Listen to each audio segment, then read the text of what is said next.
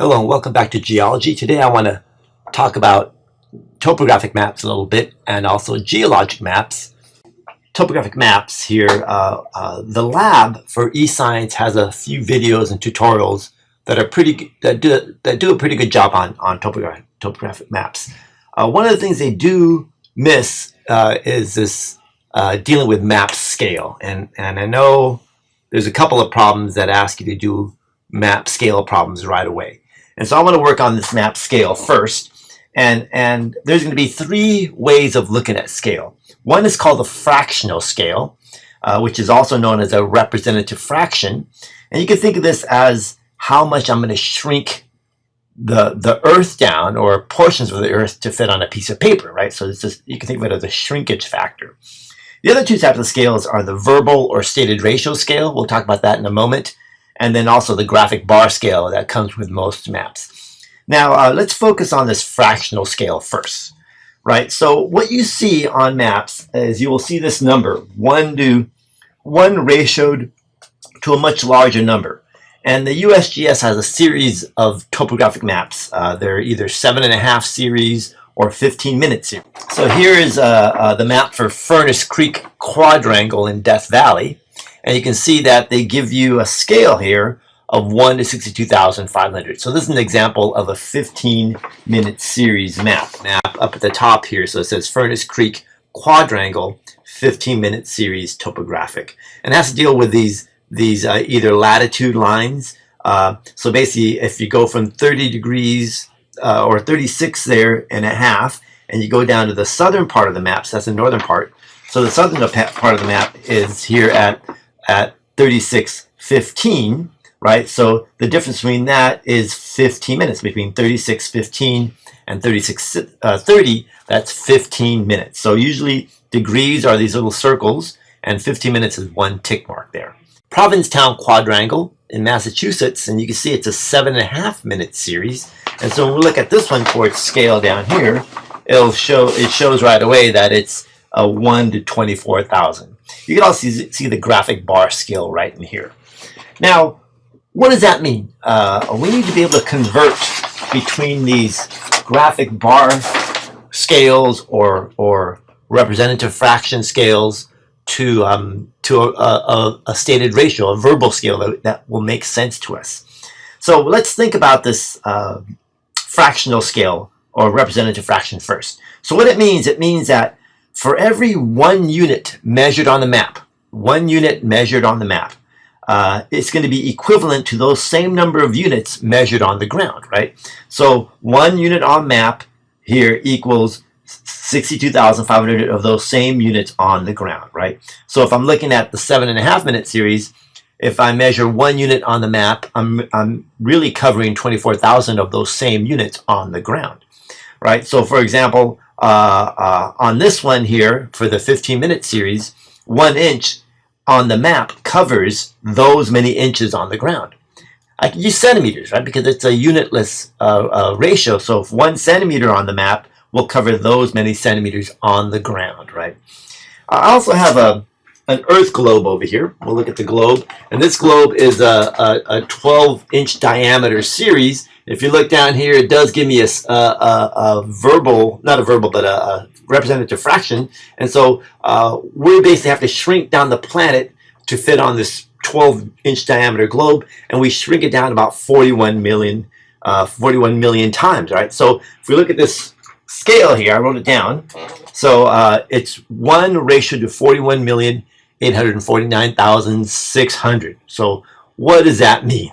And so we need to convert it into something that makes sense to us. So that's where this stated ratio scale comes in. We wanted to say it's like 1 inch on the map is 10 miles or 1 inch is 1,000 feet. That makes sense to us. 1 centimeter is 500 meters. We can relate to that more easily than 1 ratio to a bunch of numbers. So we need to make these conversions. You must be able to convert from representative fraction scale to a verbal scale, or from the verbal scale back to the representative fraction scale. And I think a couple of problems in the lab I noticed deal with converting between the graphic bar scale and representative fraction. So we'll look at some examples of that here in a little bit. So let's go back to our globe. So remember, the globe scale was 140, one ratio to 41,849,600. So what does that mean? We want to know, we want to say 1 inch equals some number of miles, right? So I always break it out like this when I ever do these conversions. What do I have? Well, I have a whole lot of inches here, right? So remember, I'm going to go inches. So my goal here is 1 inch equals some number of miles, right? So that's what my goal is. So what I have a whole lot of inches. I have 41 million. I have those many inches. And what I want over here, I want miles. And so I'm going to break this out in a usually 2, maybe 3 steps. So first of all, I want to get rid of inches. So I know that 12 inches equals 1 foot. So that's going to allow me to cancel out these inches, right? So now my answer is going to be in feet. Then I want to get rid of the feet. So one of the magic numbers is, I know that in 1 mile, there's 5,280 feet. That's something you're just going to have to memorize or write it down somewhere. 1 mile is 5,280 feet, right? So what's going to happen, I'm going to cancel my feet out here, and my answer is going to be in miles, because the inches go away, feet go away, and my answer will be in miles. So if we do the calculations here, so we'll take the 41,849,600, and now it looks like we have to divide. We have to divide by 12, right? And then we have to divide that number by 5,280, 660.5. So we'll just round it to 660. So it's 660.5. In fact, we'll round to 661. And so in this case, it's 661 miles. So that's how much this. So now that makes sense to us. So this would be the verbal scale. So we've just determined that on this globe, 1 inch is about 661 miles. And if you think about 1 inch, that's about the distance from San Francisco to Tijuana or so. That's about 600 miles. Yeah, so that makes about sense. So that's how we kind of can go from representative fraction to this verbal or stated ratio scale. Now let's keep looking here. We want to convert between a graphic bar scale. Here I have a bar scale and the representative fraction. So I see right away here that 1 inch. So I can get my ruler here, and I can see that 1 inch here is 1,000 feet. There's 1 inch is 1,000 feet. So I'll write that down. So based on the graphic bar scale, 1 inch is 1,000 feet. So I want to convert that to that representative fraction. So this is going to take me backwards. So here I have feet, right? In fact, I have 1,000 feet. And so I know that in 1 foot there are 12 inches, right? 1 foot there are 12 inches. And so to do that, I'm going to basically, this is going to be 12,000, right? I just multiply these across, feet cancel out.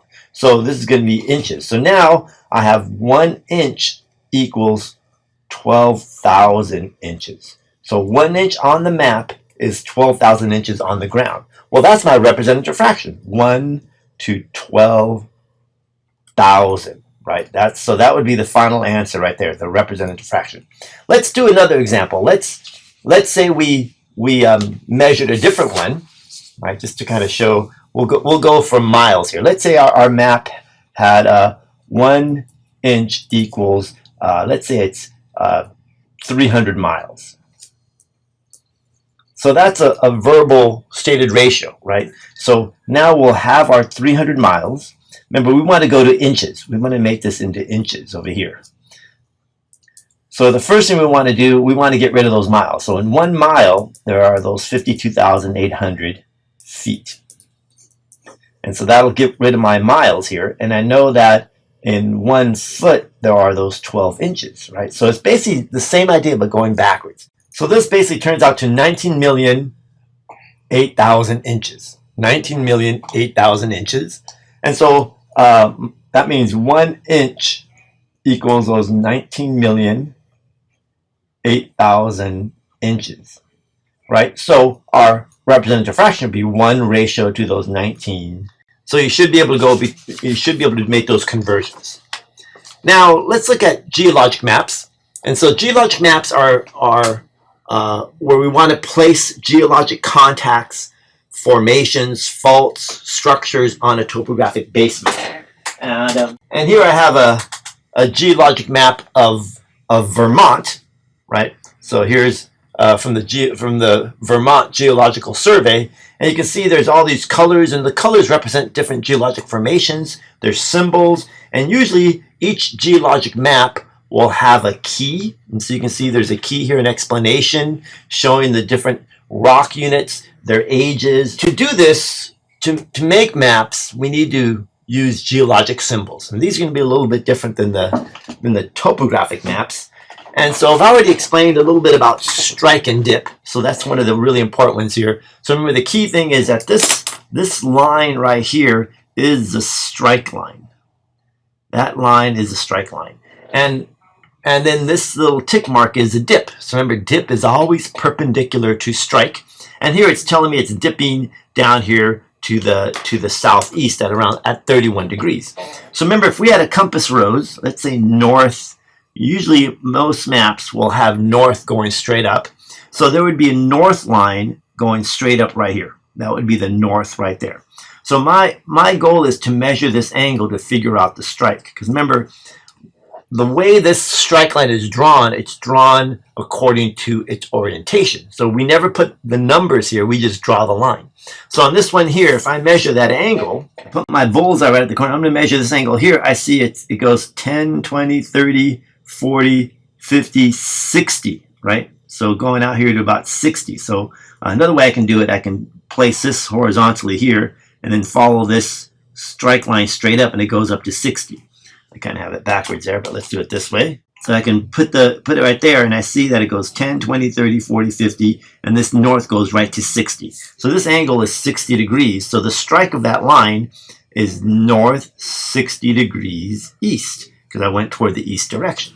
So that's how we do strike. But strike will always be drawn on the geologic map according to this reading. So you never really draw this, you just draw that line.